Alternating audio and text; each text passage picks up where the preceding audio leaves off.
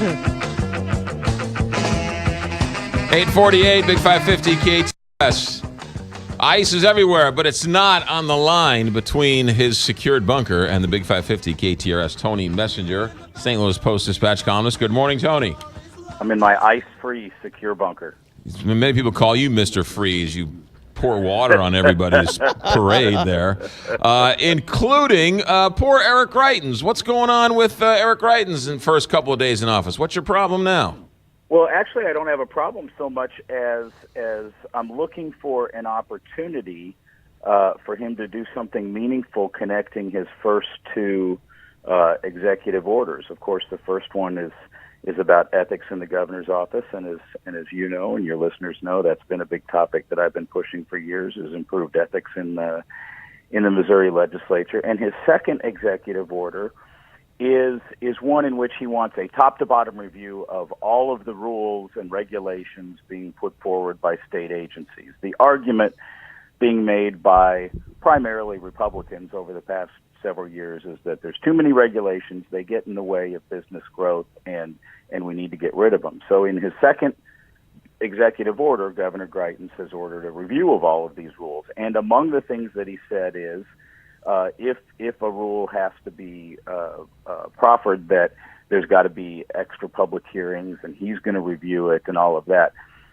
And what I wrote about in my column today is that not all rules are created equal. There happens to be a rule that the Public Service Commission, which is the state agency that oversees monopoly utilities such as Ameren, Missouri, they're actually going through a process in which they're trying to weaken their existing ethics rules.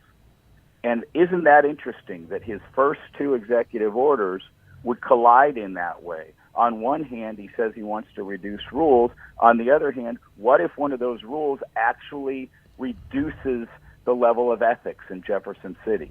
And so the argument that James Owen makes, that I wrote about, he's the Office of Public Counsel. He's the guy in state government that represents consumers during electric rate cases.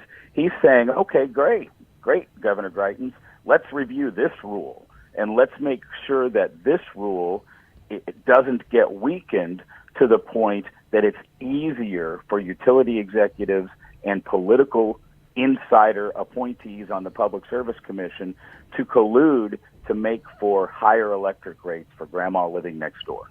It's also, when you talk about regulations and getting rid of regulations, one man's regulation is another man's business opportunity. So when you take away a regulation, you are hindering and or helping, picking and choosing winners and losers. Well, and the other important thing as it relates to the Public Service Commission is we're talking about monopoly businesses here. We're not talking about the free market. We're not talking about, Joe's coffee shop competing with Jose's coffee shop and making sure that they have an equal opportunity, a playing field. We're talking about utility companies that are investor-owned, that are monopolies in either gas or water or electric or whatever. I mean, that's the way it works, and that's going to be on a lot of people's minds today as this ice gets here if people's power goes out, because one of the reasons that the Public Service Commission regulates is to make sure that these utility companies are properly investing some of the profits that they make through their rates, that they're allowed to make up to a certain amount of profit based on the rules that are established. And some of that profit is supposed to be invested in making sure that they bury power lines and do all of the things to modernize the system. And that's the push and pull that exists to allow the utilities to be monopolies. They aren't competing in a free market.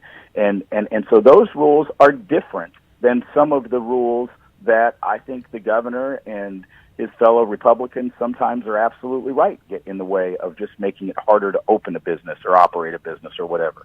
Tony, can you explain to me that the Missouri economy is going pretty strong, and unemployment being what it is, so low, we've had a nice year of the economy here in the state and the country. How is the budget $450 million out of whack? A couple of reasons. First of all, we have had a governor for the past 8 years and a legislature for the past decade or longer that have taken a position, and I believe our current legislation and our new governor will be the same way, that say we can't raise taxes. No taxes. Taxes are bad. Taxes are evil. Here's the part that they don't recognize, or at least refuse to intellectually recognize. Missouri is one of the lowest taxed states in the country, by far. Lowest tobacco tax, one of the lowest gas taxes.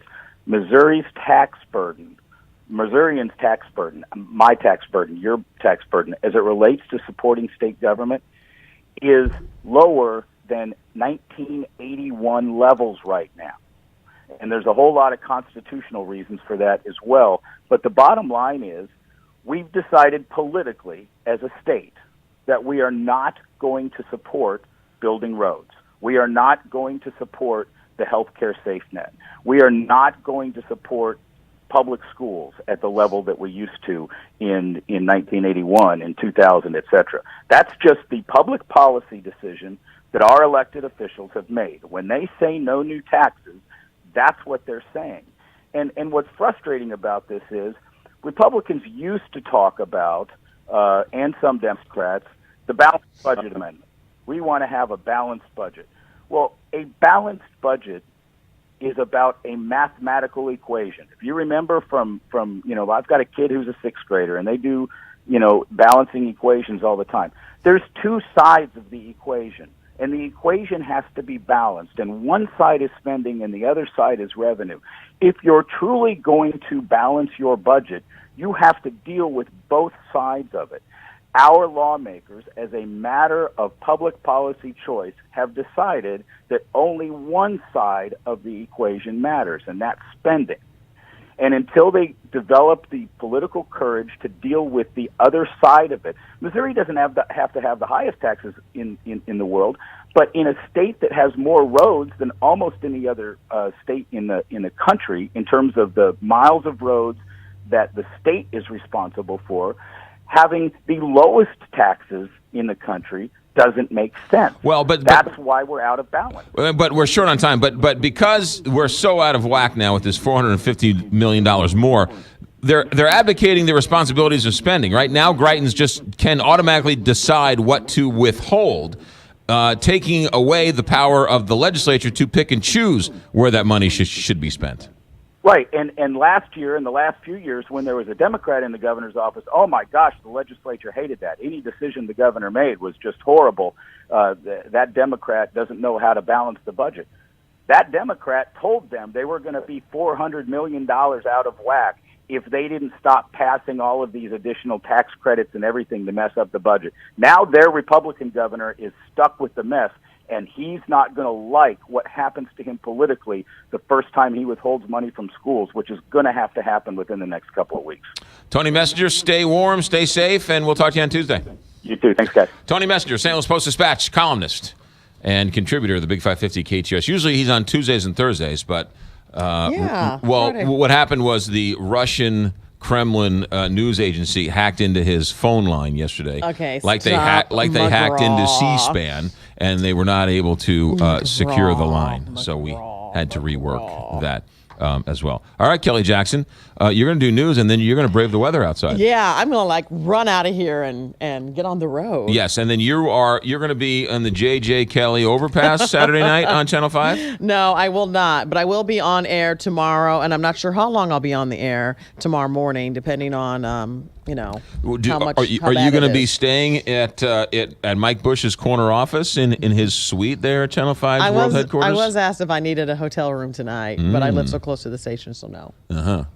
And you guys, I hope you're able to make it to the event tomorrow. Yeah, we'll wait and see. Rankin Jordan's got a big event at the Ritz, and winter warm-up this weekend, so we got lots going on. Carver's going to run a warm-up. She's going to go stalk Yadier Molina, which is what you would expect her to do.